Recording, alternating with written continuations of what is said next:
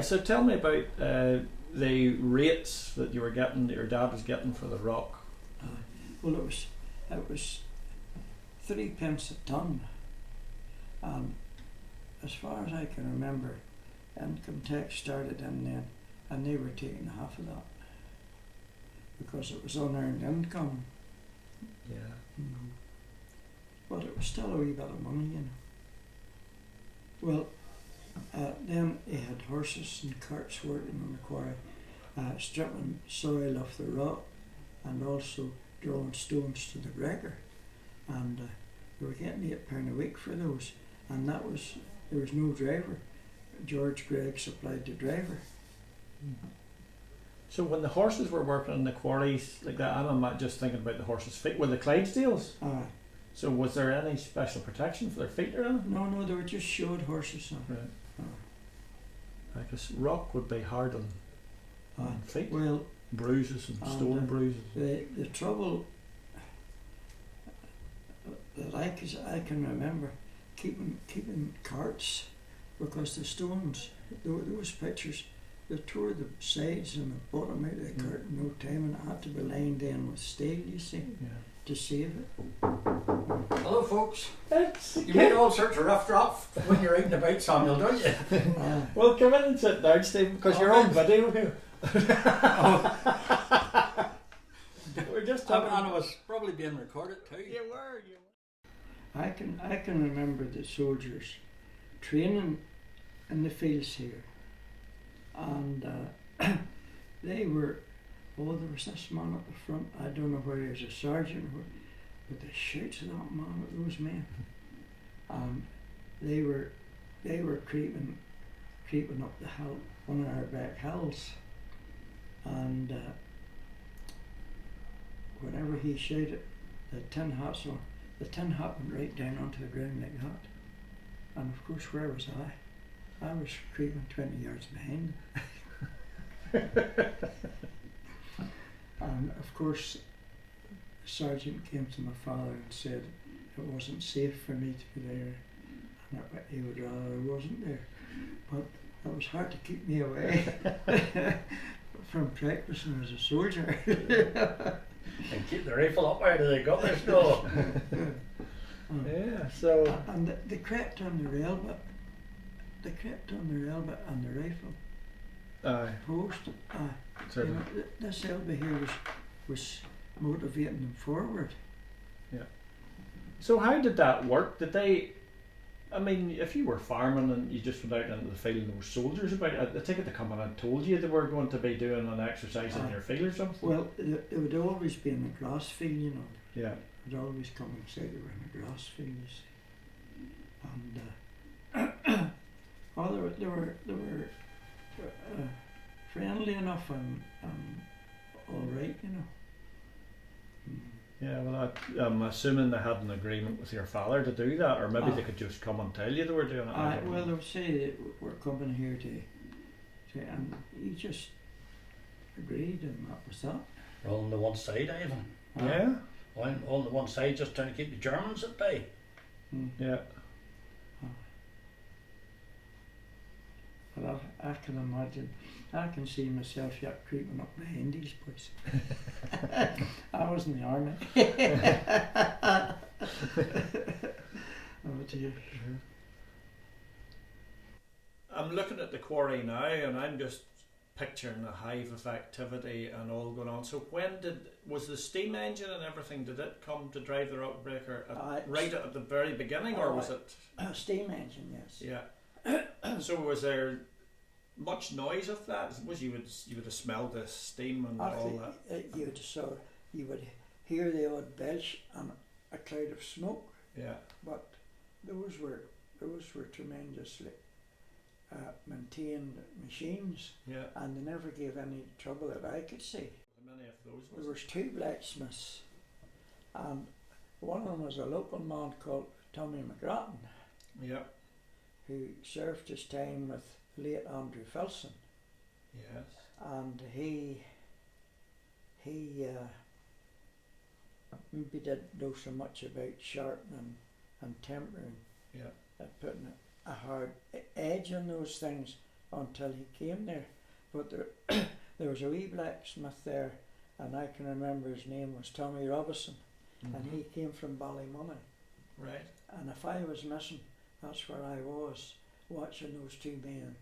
Yeah. I can still see them putting the hard edge on those picks and crowbars yet. Yeah. They would have what was called as a cherry red heat on, Yeah. as they talked about Yeah. the cherry red Yeah. heat. And they dipped about an inch into the water, and they took it out, just dipped it in and took it out, and when they watched As the colour changed, the going colour go down, and they always talked about the colour of a dove's neck, down. Right. and when it went to the point, they plunged it, Yeah. and that hardened it. That hardened the That tips hardened and the end of it. whatever. So, and those drill bits that they were drilling into the rock face, once they got a face on it, were they air hammer? I mean, what was it, an air hammer drove it, or what? Or was it hammer, hold it in a sledgehammer? No, it was a big compressor. She was known as an air compressor, Yeah. and there was a hose came from her. Yeah. And in the early days, those big drill bits, some of them 15 foot long, Yeah. or maybe more, they were all sharpened at with the blacksmith, Yeah. and I can see them yet. Whenever they're finished, to get the hole at the air compressed down to, Yeah. I could see them shaping the hole again Right. with their punches, Yeah. because I was a boy and I was mesmerised with these blacksmiths. Yeah. Well, you put what you learnt to use on your shoe and the Clydesdales That's and right. everything else, and you have the furnace up in the yard there. But you just picked that up from, you weren't taught it, you just saw it happening. But when I was this height, you know. Yeah, yeah. So, no, and then was there a weigh bridge on the thing where stuff was weighed, or was it just by the lorry load or cart load? There was no weigh bridge there, and it wasn't weighed. It was just a 5-ton lorry or a 7.5-ton lorry. That was the way so it was. that's the way it was, just gauged roughly. Yeah, well, I suppose they hadn't time to run away to somewhere there was a weigh bridge and come back and all fiddle about. It had to be got and done. Well, they were getting near the main road. Yeah. They were getting within 15 or 20 feet of the main road. Yeah. So they decided they would go back and deepen the quarry. Yeah. But they come back one Monday morning, and there was 12 inches of water in it.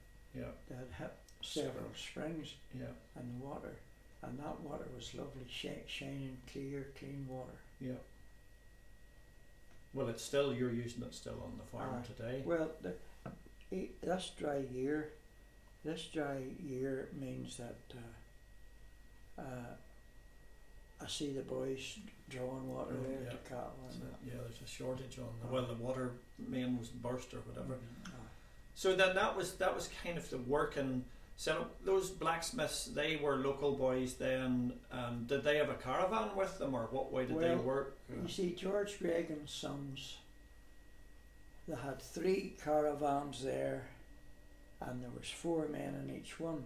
These were men that came with George Gregg. Yeah. They were sort of like 4 men in the quarry. Yeah. They were really quarry managers. They were known as quarry masters. Right. And could understand quarrying, and because there was every sort of fella coming in there looking for a job. Yeah, and they wouldn't have known. Mm-hmm. Yes. See, as maybe I said before, but farm workers were getting 12 to 15 shillings a week, and they were getting maybe £2 or £3 a week. Yeah. So that left the farms very scarce of labour. Yeah. So and that's when I can remember I had a cousin, Joe Oden, and he worked in the country, and he was an expert at drilling potatoes. Yeah. And there was one spring, he told me, in the Ards Peninsula, from maybe Donaghadee to Portaferry, he drilled 1,200 acres of potatoes. Right. And then there would have been big demand for food as well, obviously during the war.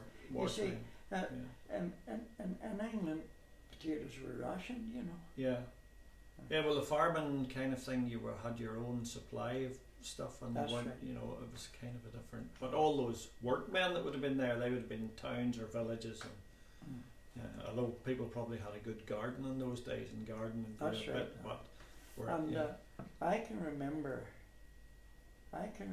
being down there as a boy, for I used to go down when the men were at their lunch, and I'd be sitting amongst them, you know. Yeah. And listen to this, Greg.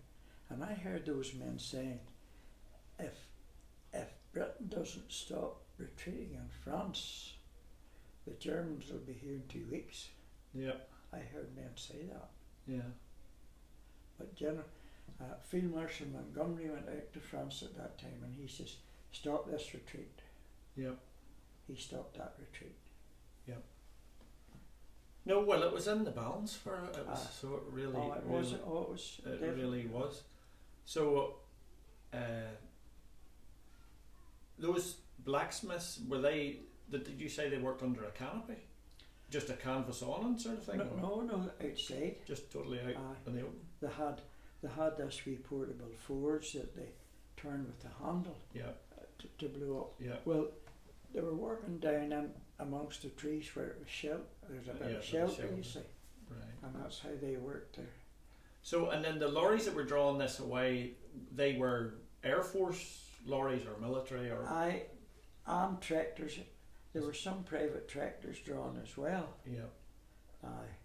Because there was the Rankins from Ballyblack who kept their tractor over at my uncle's. Right. And the Cochranes from Ballyblack, they kept their tractor at my father's. Yeah. So they had a trailer as well. They brought their own trailer. They brought their trailer. Didn't get it supplied, or. And there was no. And did they have to fill that themselves, or were the workmen? Oh no, there was. They just drove. They just drove. Sure, they went in there. There was 4 men that filled that trailer in a few minutes. You know. Yeah. Then, did you go up to the tally hut or whatever every night with your father to see what was going out, or did he keep a record, or was it just your man Greg kept everything? He kept it. There was an office girl. Yeah. And the hut. There was 3 huts there, and the boss's hut. This girl was there, and the lorry pulled up and got a docket every time. She would write them a docket, and I suppose it was an estimated tonnage, you know. Yeah. So much on that wee lorry. I suppose maybe they weighed 1 or 2 at the start, and let it go at that. Yeah. Well, that would be accurate enough. You would say. I heard my father saying there was a man called Gerald McGrattan, one of the McGrattans from down the Ballyeasborough Road, and another man. They could fill an army lorry in 17.5 minutes. So they were working. They were working. Yeah. You see, those stones were the 4-inch down would be in a huge pile, you see. Yeah. And well, you could throw down as well into the lorry. You weren't always on the ground. You were always on the ground, but it was easy. I wondered many a time, how on earth did they drive the shovel into that? But as they lifted, it was running down and it was loose, and they were able to.